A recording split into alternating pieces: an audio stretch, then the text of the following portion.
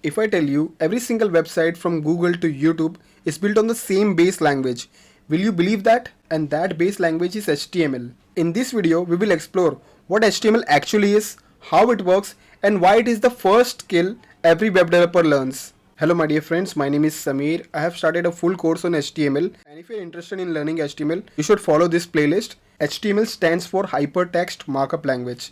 Let's break that down. Hypertext means text contains link to other text.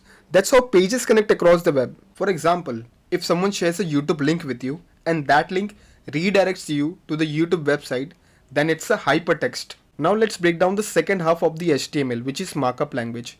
Markup language doesn't program the logic. It marks up the content to tell the browser how to structure the web page. For the sake of demonstration, the code wrapped inside the h1 is our heading and the code wrapped inside the p tag is our paragraph. And this is how our heading and the paragraph tag would look like in the website. And if we want to add an image to our website, we can do that by typing image tag and passing the URL. For URL, we'll go and copy this moon URL from the Google and paste it over here and save it. And let's go back to our UI. Now we can see that we can see the moon as well in our UI. And this is just a scratching of the surface how we will structure our websites. And that's all for today. Since this was an introduction video, I wanted to give you a gist on the HTML. In the next video, we will install VS Code for coding and learn every HTML topic in detail.